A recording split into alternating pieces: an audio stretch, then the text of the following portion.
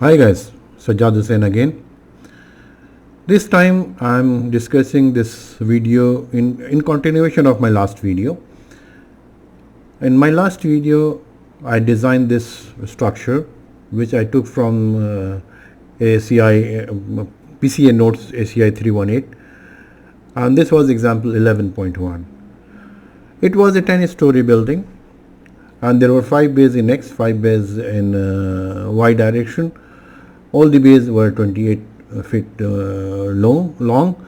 Now in that case they just gave a value for the wind load, but they did not specify what type of a structure or what type of wind it is or where it is located and what will be the speed, what should be the exposure factor, etc. and etc. No information was given. So because of that, what I did not consider wind load, I just consider the gravity loads. Now, just for the sake of completeness and to demonstrate that how wind load is defined in SAP 2000, I'm going to develop this video. Now let us define the wind load. So before defining the wind load, let us say that the combination which were defined before, let us delete that. So let us delete all these combinations because we will generate the combinations again. As usual, we have to define load patterns, and here I am going to define a wind. Since this is a symmetrical structure, so I will define only one wind load case. That may be X or Y, whatever you want to say, but this is only one wind load case. And this will be a wind case, and I will follow ASCE 705 exactly. So let's add this wind load pattern. Now in ASCE 705, let us see what are the parameters given. Now here there are two conditions. That means we can define in two ways in SAP 2000. Number one, the exposure from extent of rigid diaphragms. Still we have not defined the rigid diaphragms. And the second method is exposure from frame and area objects. So either of the two methods we can use. It is better that we should follow this extent of rigid frame method. We will define the rigid diaphragms for all these slabs, and then we will come back to this. So for the time being, I think okay, the wind direction is okay, windward coefficient 0.8, leeward 0.5, all the load cases, there were 12 load cases, this is fine. This is fine. Program calculated, this is okay. Wind speed 70 mile per hour, exposure C, okay. We can say 90 mile per hour. Let us define. Okay. So now we have to define the rigid diaphragms. So how we can define rigid diaphragm?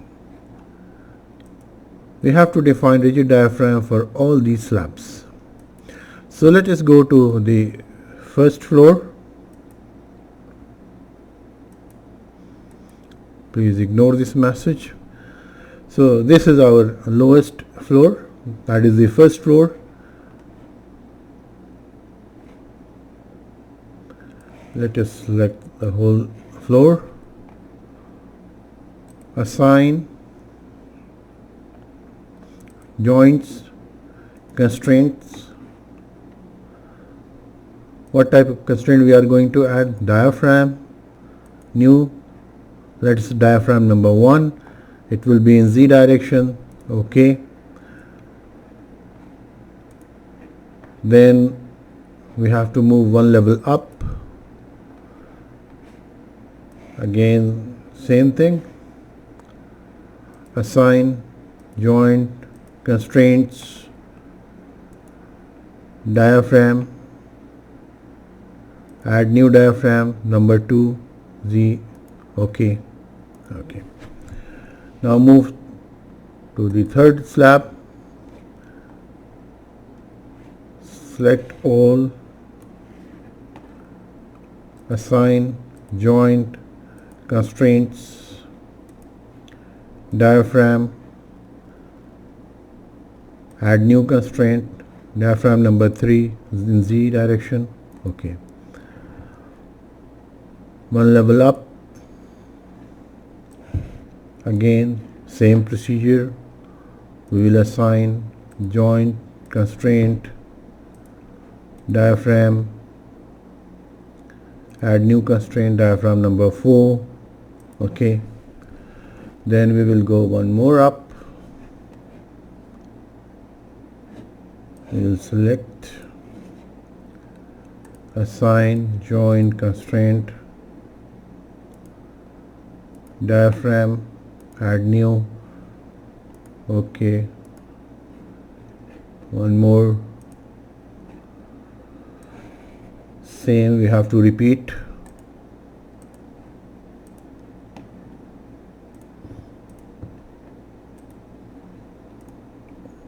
Okay.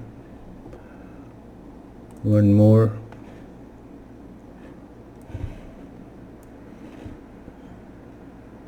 Assign joint constraint, diaphragms, add new. Okay. One floor up further, assign joint constraints, diaphragm, new. Okay. One more up, assign joint constraint, diaphragm, add new. One more, that is the roof. Assign joint constraint, diaphragm, add new 10. Okay. Okay. So now all the diaphragm are added. So let's see. Now you can see we defined just only one case, but then all 12 load cases has been generated, right? Now we can define the load combinations for concrete frame. So all the possible load combinations have been defined here. Okay. Now we will analyze. Let's save first.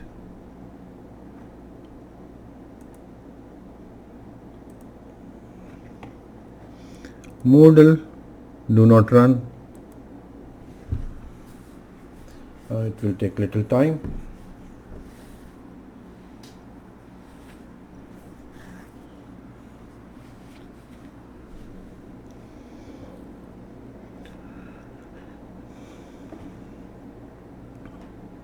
Now we can go to design, concrete design. These parameters we have already selected. Let's see the combinations. All the combinations are selected. Let us design .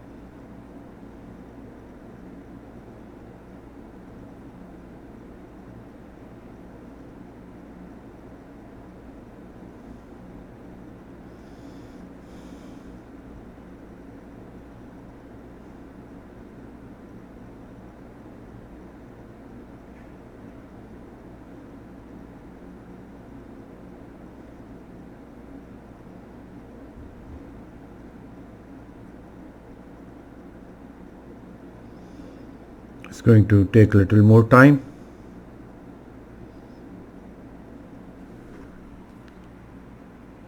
So here the results are there. So if you remember, we were interested in this first column. Now we can see the summary. Okay, the column has been designed. Let's see the flexural details.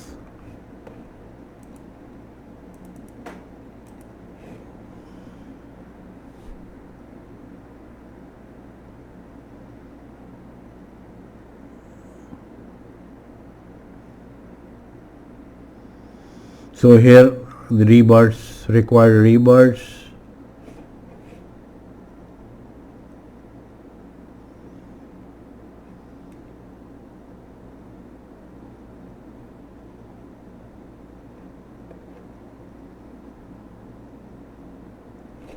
I think we have selected the beam.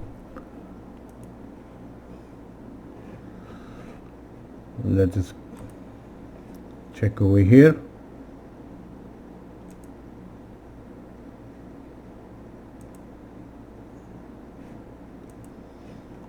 Just design here.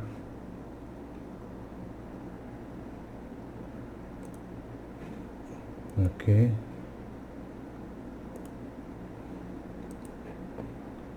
Design concrete. Okay, let's see.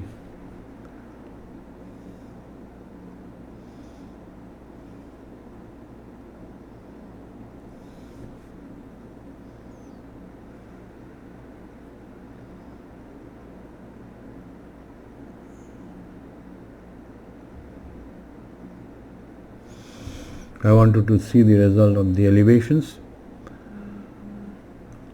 so it will be very easy to select.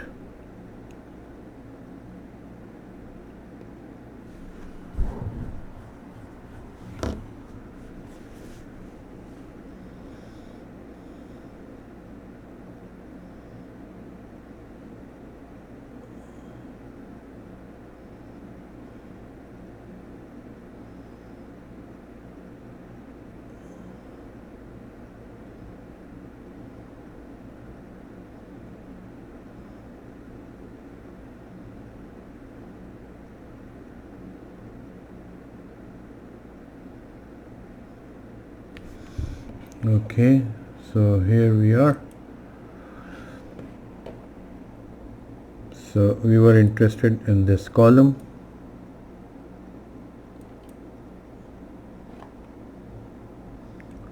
Flexural detail. Still the rebar is only 1%. Last time we saw that this rebar was 1%. There is no problem. Okay, even this below column, this is also safe. It's flexural detail 1%. Let us see at the bottom level. Yeah, throughout it has only 1% of steel, which is safe enough.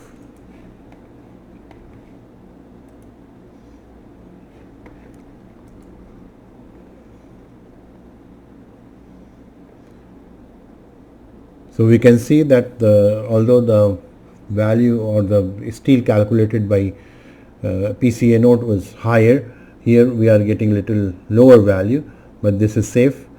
So in this way we can design. So in this video we explained that how the wind load can be defined. The another method for the wind load is that for all the faces you have to define some area element with zero masses, so that the wind can have the full load on the surfaces, because this is an enclosed building. So instead of doing that, I opted this method, which is much better, and it generates all the 12 cases which are in line with the ACI 705. So hopefully this will make you understand that how the wind load is generated and how the steel is checked for the column. and even for the beam we can check, that's not an issue. Now one more thing which was not given over there, that is the seismic forces, the earthquake load. Although there is nothing given about the earthquake load, but we will assume what are the earthquake loads, and we will take some different type of earthquake load, and we will generate earthquake load using SAP 2000 auto earthquake load generator, and then we will see the impact of earthquake load also on this structure. That inshallah I will be covering in the next video. Maybe it will take a couple of more videos to show that how the earthquake loads are generated for various seismic design categories, because if we take the lower values, so seismic design category and the detailing requirement will be different. Plus in case of earthquake load, okay, since this is a non-sway building, so P delta will not have an impact on it. But for generally in concrete building where there is large deflection, we perform P delta analysis. Maybe in some another example I will define how to calculate or how to perform P delta analysis for concrete structures. But since this is a non-sway building, so no need to do the P delta analysis for this case. Hopefully it will make you clear, and please do not forget to subscribe my channel. Thank you very much. Your comments are always welcome. Bye.